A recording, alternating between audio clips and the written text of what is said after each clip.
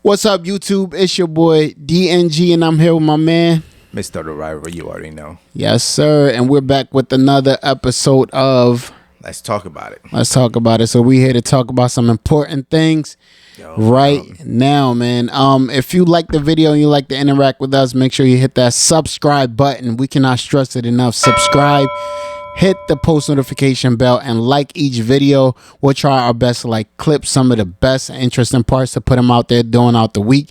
And then at the end of the week, put the full discussion as well. So y'all get that out as well, man. Exactly. Yeah. So what's up, bro? What's going on with you? I'm good, man. Just a little business there. I mean, how you doing though? I'm all right. I'm doing well. You know, still trying to get adjusted to this whole marriage thing. Okay.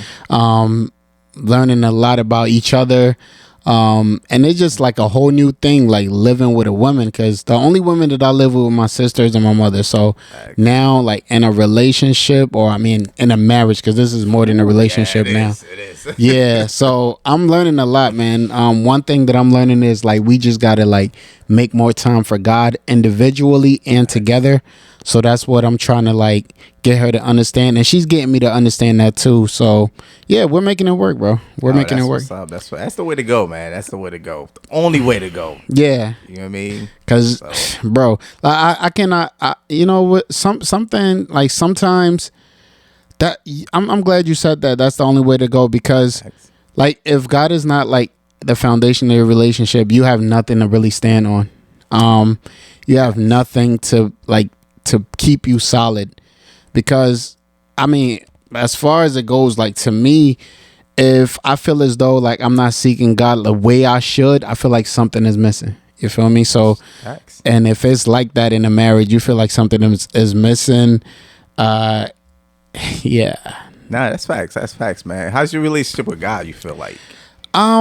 Okay, right now my relationship with God, if I had to go ahead and put it like on a scale from 0 to 100, I would say I'm at like probably like an 85 to a 90. 85. Do you feel like it went down when you got married, or you feel like I mean it's still early because you just got married. Right. I don't even think it's been a month yet. No, it hasn't been a month yet. I don't feel like, okay, so this is what I feel. I feel like it kind of went up, because I feel like before I actually got married, it was all about just me.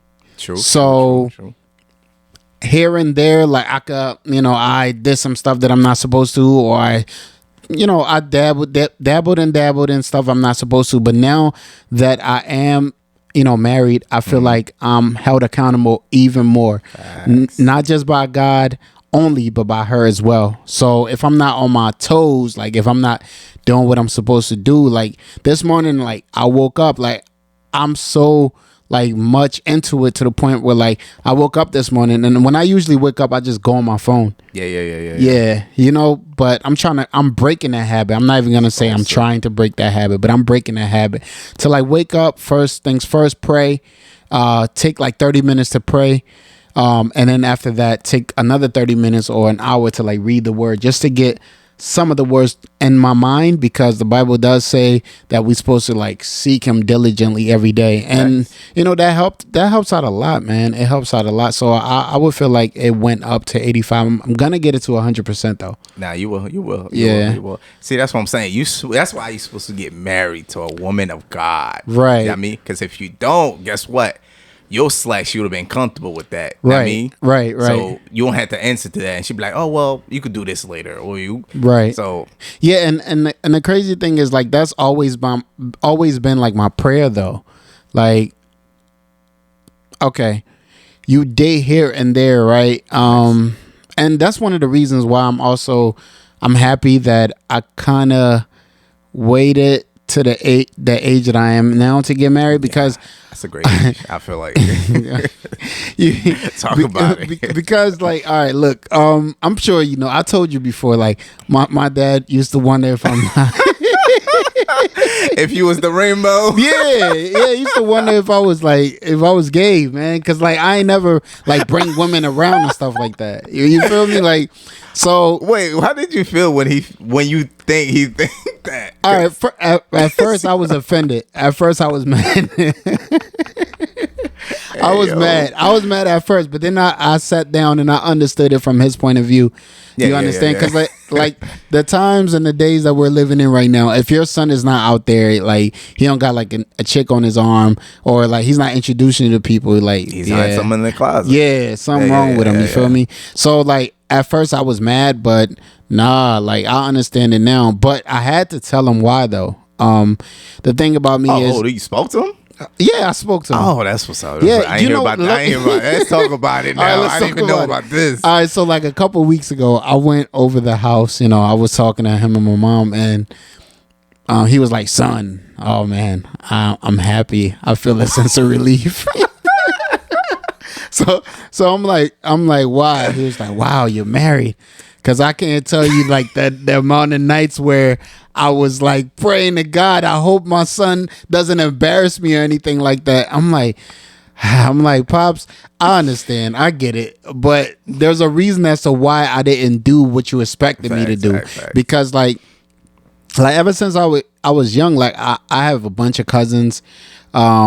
Most of my cousins basically have kids and stuff like that. Mm-hmm. So I've seen like the relationships that they were in and stuff like that. So I kind of watch and study exactly what they had going on, because and I've seen a lot of them get in trouble because of the relationships that they were in too. So I had to like walk on eggshells and be careful as to who I was dating and stuff like that. And if it was the right time to introduce them to anybody into my family like that. So I think it's only been like 2 or 3, I think 3 females that I've introduced to my parents.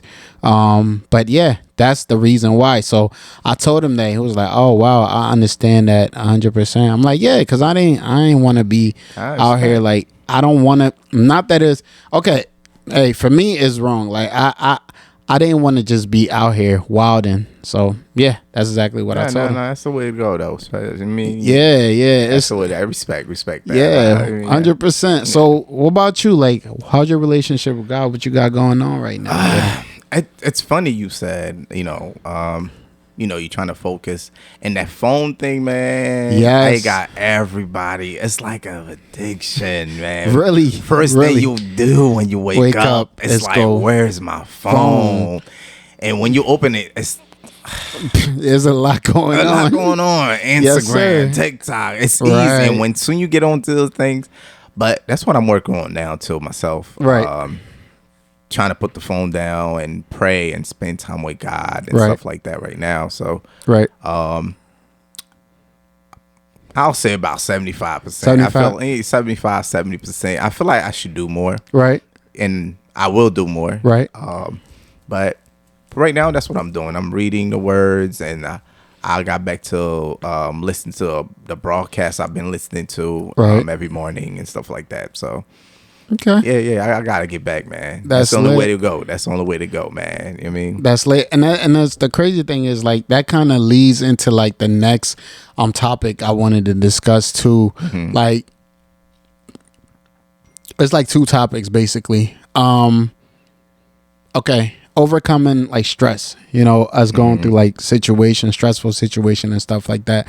What would you say for you is like a strategy that you use to like cope with like stress and a lot of the tense stuff that you deal with through your days? Like, what is one of the things that you do? With stress,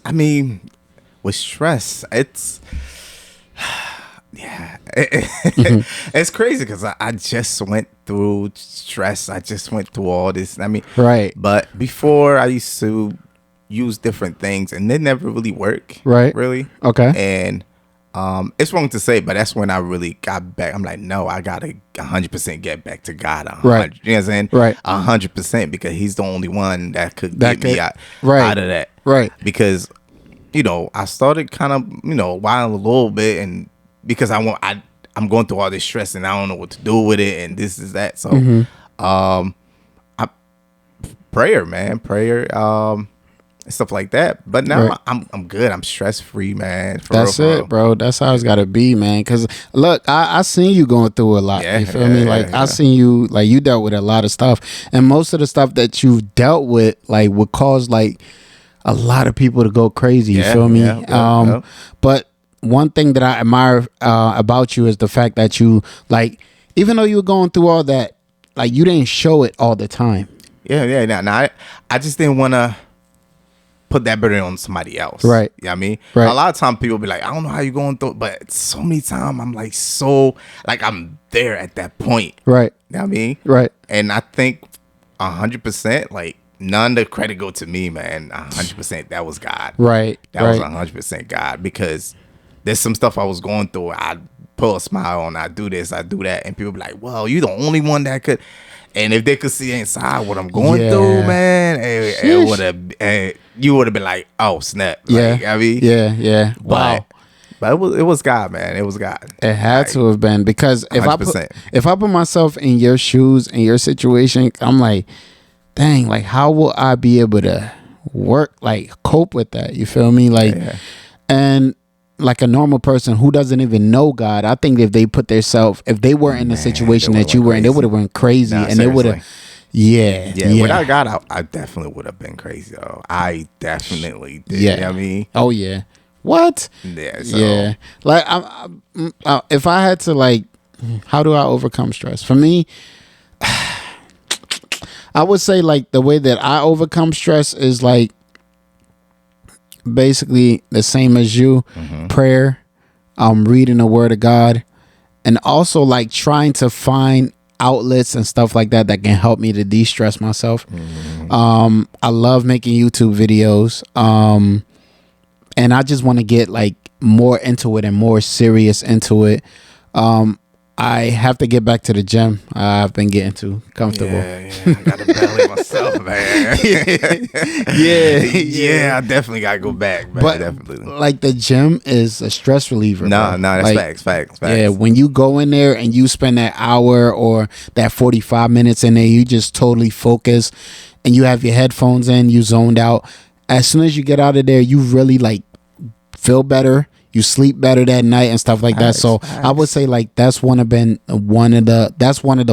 outlets for me to like help de-stress and all that. Yeah, that's facts.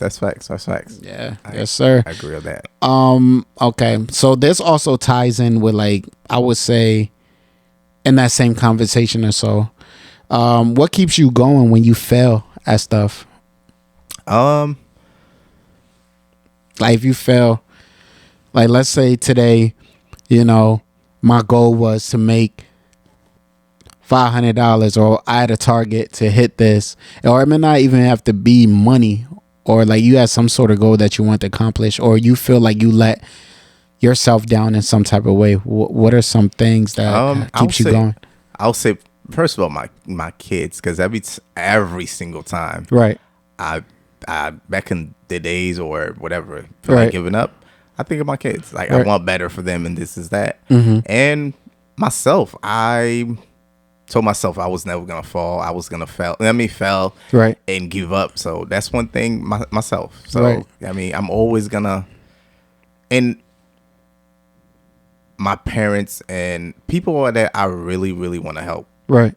People who've been there for me, and I want to give back. Right. And I want to do that by keep on going and keep on pushing and this, that, but so. Right. I will never stop. Never, ever stop. Yeah. Wow. That's true too, because like with me, it falls right in place too, because I think about it a lot. Like sometimes like we're going through a lot in our lives, and we feel like giving up, and we're asking God, dang, when is this gonna be over? Like, when are we gonna go ahead and see the light at the end of the tunnel and stuff like that? And for me, like what keeps me going is the fact that, first things first, if you don't go, you're gonna stay in the same place. Facts. And if you stay in the same place, you're gonna be pulling other people back. Facts. If you're pulling other people back, they're gonna be mad at you. You feel me? And I did that for a long time, man. I did that with my family and stuff like that. So I just think about like, all right, bro, like you don't have to get to the destination right away. No. Their journey is better for as you're going. So like what keeps me going when I fail is like, all right, you messed up now, but let's see what tomorrow looks like. Let's see what the next week look like. Let's see what the next months look like. And as you keep on bettering yourself in that way, like you keep on accomplishing small goals turn into big goals big goals turn into, you know, bigger dreams and stuff like that. So that's exactly what it is for me. Let me side note real quick. So earlier this week, bro, I had the wildest idea. I thought I was gonna win that Powerball. You know how much that Powerball is? I have no idea. It's 1.2 billion, bro. Really? Yes. So, so I'm thinking, bro, like, what if I go get 2 tickets? I know, yeah. God probably looking at you like, yeah, like, yo, this guy right bro, here. I bought 2 tickets, bro, like 2 tickets, and I'm just thinking the whole time, like, yo, if I win this, oh my gosh, my life's gonna be changed. Dang, all right, I'm gonna do this, do that. After, yo, when I watched the numbers for both of those things, I was like, you. I was so disappointed, yo. I was mad, and I started blaming God. I'm like, damn, why you don't let me win?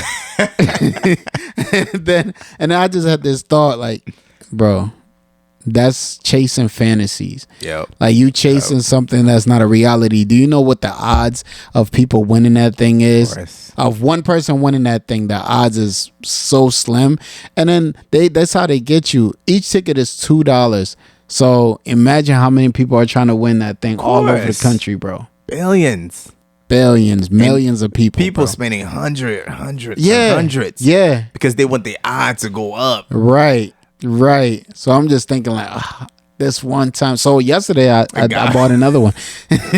Yeah. I think on purpose, God would never let you win that, man. Yeah. Especially that journey and all that. Nah. Yeah, because like that's quick money and you're not gonna appreciate it. You're not. That like there's no work in it. And as a verse that I read in Psalms 90 this morning, I'll paraphrase it, but it says like God delights, people who actually work with their hands. That's how he blesses them. You feel me? So like if you feel as though it's just gonna, all right, for some people it happens. You're lucky you get it and it happens. But if I believe in God and I put my trust like, oh dang, I'm gonna win the lottery. Nah, it's not gonna happen. That's something that I should have never thought about. Yeah, nah. I mean, we all do mistakes though, but God would never, ever. Yeah. Because he know you better than you know yourself. Exactly. You see how you didn't win and automatically like, why didn't you let me win? And God be like, you think I was gonna let you win that? And like, nah. Yeah, you was gonna destroy yourself, man. You don't even know. You thought. I thought, because I'm like, all right, first things first. I'm gonna take 5 million, give it to this person. Then I'm gonna go to White Flag Records. I'm gonna call my boys and be like, yo, quit y'all jobs. We buying the building. I had all this plan and stuff like that. I'm like, dang. I felt so sad. But yesterday when I realized I ain't win nothing, I was like, that's okay. It's fine. And I prayed about it. So I feel better now. But that thing is addicting. I only did it twice. And I think that's what they're trying to draw you into. Yeah. When you start doing it, you're like, okay, I just could do a little bit. Yeah. Nah. And they always have that number on the ticket. Gambling problem? Call 1-800-GAMBLER. Because they know. Yeah, that thing is it's addicting, bro. Like I'm never ever touching that again, bro. And and it's a seed too, because like when you keep like if you eat something that you like or so like that, and you keep going back for it, that's when you realize you're addicted. So like that's how it could be a hook onto you. Yeah. The lottery is addictive, people. Yeah, it's funny because I don't know if it's the same book we read. I don't know if it's the Rich People Mind. Oh, Rich. Yeah, is it that one? Yeah, I'm reading so much books. I don't even know which one though. But yeah, it tells you only poor people play the lottery. That's true. You know why? Because it tells you rich people control their life, right?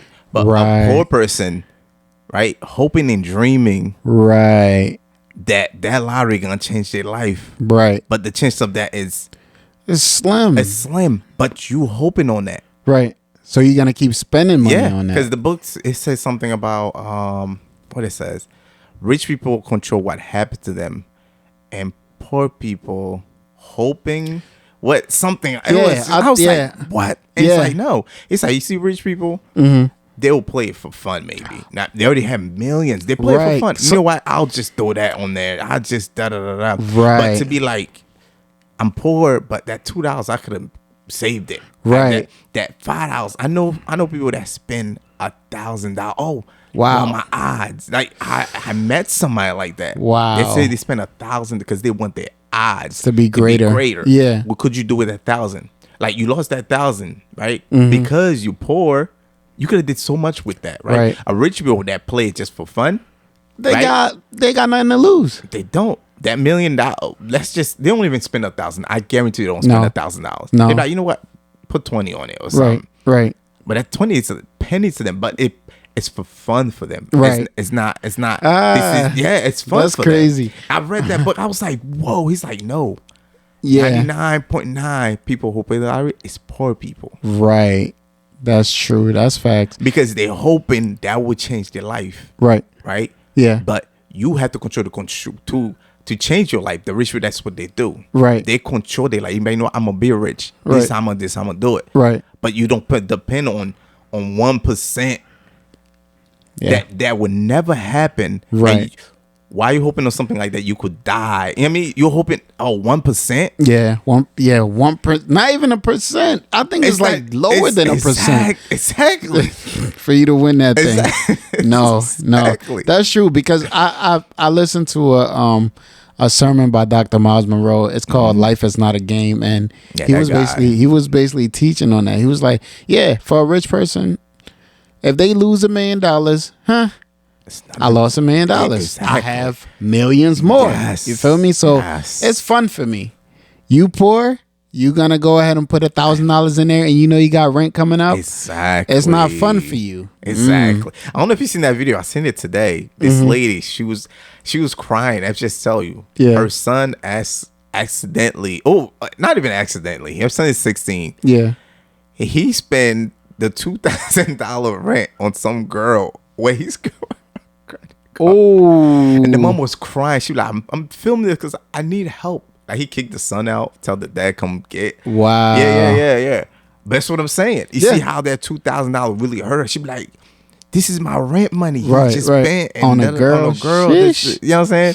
Like, those money matters. Like, do something with them. Do that too. Like, if the rich people didn't have it, they only had that $2,000. They will put it in investment. And right. They would not take $1 to play that exactly. With it. No, because I have enough. This is nothing to me, because I could take a pizza that costs $70,000. Right. Now, but I could buy $20 or $100 ticket. That's for fun. Yeah, that's for fun. The difference between fun and and a burden. That's basically what it is. Exactly. Yeah. So I don't Lila, man, I don't do that. Yeah, I'm not getting into that. I'm not about to poison myself with that. No, because you're not gonna win, man. Yeah, no. It's like the chance you get hit by lightning, man. Yeah. It's really slim. Nah. Yeah, bro. So one question I want to ask really quick. We about to end this year. We got like 2 more months left. Yep. So what do you got planned for the new year? Like, what you got planned? Well, first thing first, get closer to God 100%. Right. Trying to work at everything, and leave them girls alone for right now and focus on my business, man. And travel more, man. I'm trying to travel all the states. Yes. And then really enjoy life. I'm in a position right now. I'm happy. I'm good. Like, no stress. So I'm focused about business. I'm that Forex, man. Get into it. Learn about it. Get into that Forex, man. Facts, yes. Facts. Man, no, I'm not even gonna say nothing else. I'm not gonna say nothing because I don't want to. I'm not saying nothing. Action, man. Yeah, actions. Actions. What's your plan, man? What's your plan? For me, actually, yeah. I want to, get like have money come from multiple income aside from my job. Nice. So I'm gonna really grind with this YouTube thing, like for our channel. That's good. Also for my personal channel, and then the channel that I got with my wife. I'm gonna just get into it and learn more about YouTube, man. Like, it's a lot. It's a lot with it. You feel me? I'm not gonna get disappointed like I used to. Nah. I want to go ahead and travel more too. I want to go out to different places, different countries. I'm about to get my passport, so hey, let's get it. You feel me? And yeah, just continually like strengthen my relationship with God this new year coming up, and just like maybe, I mean, if God allows it, like if I have a baby coming, I don't know, but yeah, maybe have a child or something like that. You feel me? He's gonna have it by next year. It's coming. Oh my gosh, that's so scary. That's scary, but I shouldn't be scared, man. Look how far I've come. Hey.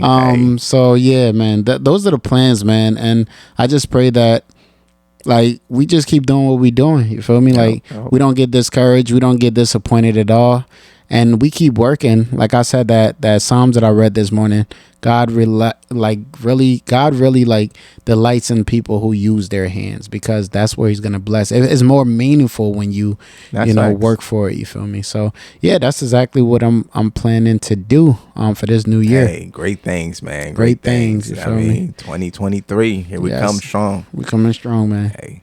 Yeah. So you guys in the comment section watching the video right now, it's your boy DNG and Mr. The Rival. And we are here. We're back, and we're happy to be back, man. Yes, we got more stuff on the way, so please hit that subscribe button, hit the post notification bell if you rock out with the video, or whatever clips you see from this video. Go ahead and comment in the comment section and interact with us, man. We'll see y'all in the next one on Let's Talk About It. Deuces.